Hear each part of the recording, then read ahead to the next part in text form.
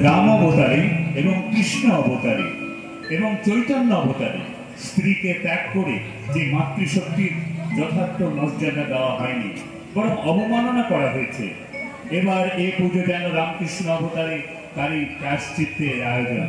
এই পুজোর জন্য শ্রীরামকৃষ্ণ তার ঘরটি দেবী পুজোর উপযুক্ত করে সুচিতায় পূর্ণ করলেন।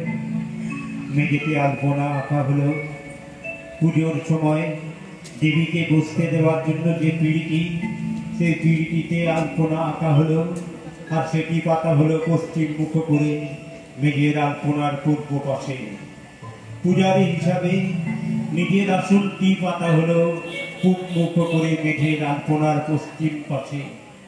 আর পুজোর সব জোগাড় সেগুলো করালেন ভাগ্নের হৃদয়কে দিয়ে, আর ভাইপো দিনুকে দিয়ে তিনি নিয়ে আসলেন ফুল ও বেলপাতা। পুজোর এসব প্রস্তুতি নিতে রাত প্রায় 9টা বেজে গেল। এবার হৃদয়কে আদেশ দিলেন আগে থেকে প্রস্তুত থাকতে বলা সারদা দেবীকে নওঘর থেকে তার ঘরে নিয়ে আসার জন্য। হৃদয় তার মামিকে শ্রীরামকৃষ্ণের নবমন্দিরে নিয়ে এনে ঠাকুর হৃদয়কে দরজা বন্ধ করে চলে যেতে বললেন। শ্রীরামকৃষ্ণের নবমন্দিরে এলেন মা শারদা। এ যেন এক অন্য মা শারদা, শ্রীরামকৃষ্ণ বিভাসিতা, জ্যোতির্মণ্ডিতা, সর্বদেবময় মা ষোড়শী, যিনি প্রতি শ্রীরামকৃষ্ণের পুষ্পাঞ্জলি তথা প্রণাম গ্রহণ করবেন বুঝতে পেরেও অচঞ্চল নির্বিকার। সাধারণ ভারতীয় সতী সাথী স্ত্রীরা যেখানে স্বামীর প্রণাম গ্রহণ করার চিন্তা মাথায় আনতে আটকে ওঠে, পার্থক্য সংকুচিত হয়ে যায়, সেখানে সনাতন ভারতীয় নারী আদর্শ মা শারদা আজ তার স্বামীর পূজা গ্রহণ করবেন কেন নির্বিকার। তবে কি তিনি এতদিনে তিনি জেনে গেছেন শ্রী জগন্মাতা শ্রীরামকৃষ্ণকে তিনি স্বয়ং সবাই একাকার একই দিনে শ্রী শ্রী জগন্মাতার অংশে জন্ম নেওয়া সারদা মণির মধ্যে এই প্রশ্নের সদর্থক ও সার্থক উত্তরের ভাবটি লাগিয়ে চলেছিল মূলত দুটি শক্তি। একটা সেই শক্তি বর্তমান সাধনায় শ্রী শ্রী দেবী ও জগন্মাতার অভিপ্রায়, আর একটি হল পুজো পাঠ করি। বলছি দাদা, ঘরে তো করতেই হয়, মানে নিত্য 2 ঘন্টা আমাকে করতে হয়। রাধা গোবিন্দ আছেন, গোপাল আছেন। আপনার গোত্র? আমার গোত্র হচ্ছে ভরদ্বাজ। তো ব্রাহ্মণ মুখার্জিদের গোত্র হয়। অরিজিন তাই আমাদের তো পাওয়া সরকার হচ্ছে পাওয়া টাইপের। তাহলে আপনারা পূর্ববঙ্গের মানুষ? হ্যাঁ। কোন জেলা? যশোর জেলা, যশোর।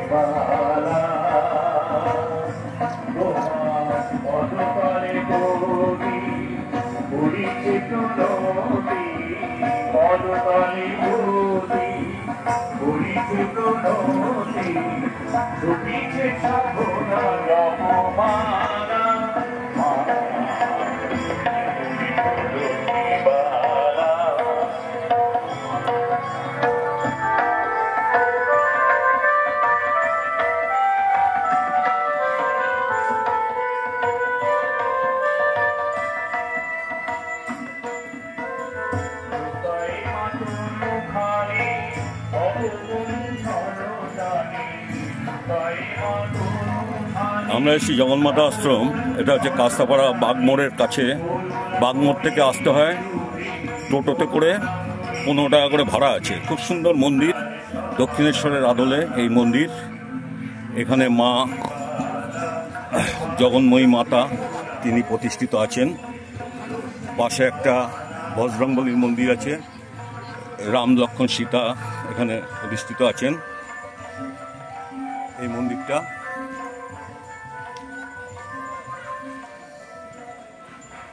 রাসমণি ঘাট।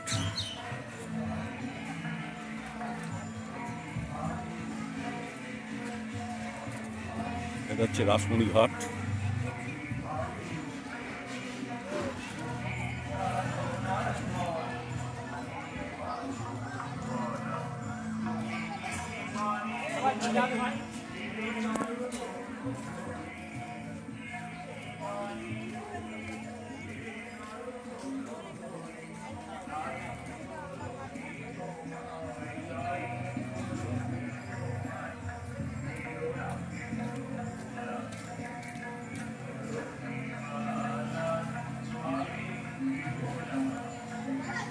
আপনারা দেখতে পাচ্ছেন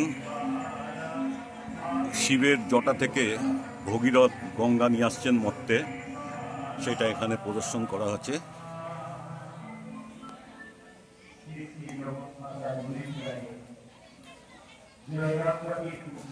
মঞ্চে অনুষ্ঠান চলছে।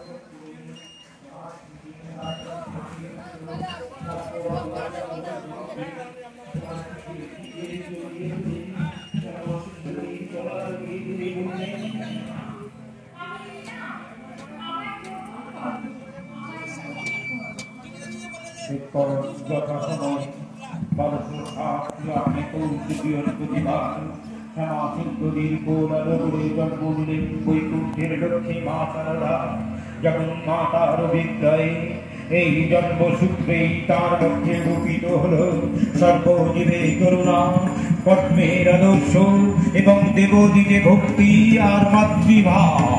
শ্রী শ্রী জগন্মাতার অভিপ্রায়ে দক্ষিণেশ্বরে দিব্যভাবে বিভোর গদাধরকে লোকের কথায় বায়ু রোগগ্রস্ত এবং বিয়ে দিলে এই রোগ সেরে যাবে ইত্যাদি শুনে তাকে ফিরিয়ে আনা হলো কামার পুকুরে। মঞ্চে গীতিয়ালেখ্য চলছে। আজ ভবানীর কালী পুজোর উপরে রামকৃষ্ণের সেই যে মাকে পুজো করেছিলেন তার উপরে গীতিয়ালেখ্য চলছে।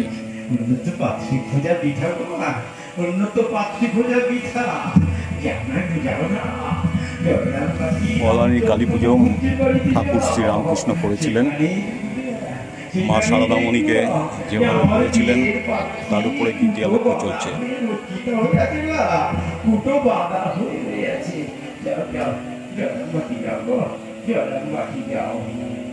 গদাধর যেমন শারদাকে পাত্রী হিসেবে নির্দিষ্ট করলেন, ছোট্ট শারদাও তেমনি। এই ঘটনার বছর 3 আগে শিবহরে এক গ্রামের গানের আসরে গ্রামের মহিলার কোলে বসে গান শুনছিলেন। আমার সময় হঠাৎ সেই মহিলা গ্রাম্য চতুরতার বসে সামনে বসে থাকা কিছু ছেলেকে দেখিয়ে ছোট্ট শারদাকে প্রশ্ন করে বসলেন, ওই ছেলেগুলোর মধ্যে তুই কাকে বিয়ে করবি শারু? উত্তরে ছোট্ট শারু যে আঙুল দিয়ে যাকে দেখালেন তিনি ছিলেন কামার পুকুরের গদাধর। এসব শুধু কাকতালীয় নাকি জগন্মাতার অভিপ্রায়? দুটি দীর্ঘ জীবনকে এক করে ভবিষ্যতের এই সাধনার অভিপ্রায় ছিল না এর মধ্যে?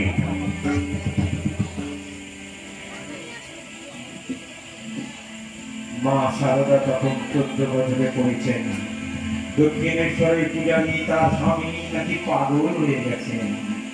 লোকমুখে এই কথা শুনে সচক্ষে তাকে দেখবার ইচ্ছা প্রবল হলো তার। স্নেহময় পিতা তা বুঝতে পেরে পথের বাধা বিপদ চিন্তা করে শারদাকে নিয়ে চলছেন দক্ষিণেশ্বরে। অরভ্যাসের যুগের পথ চলার পর শারদার ধূম জল এসে গেল। নিরুপায় হয়ে তারা পথে একই জমিতে আশ্রয় নিলেন। মনের দুঃখ পথের ক্লান্তি আর জলের ছবি বেউসে সারদা মনা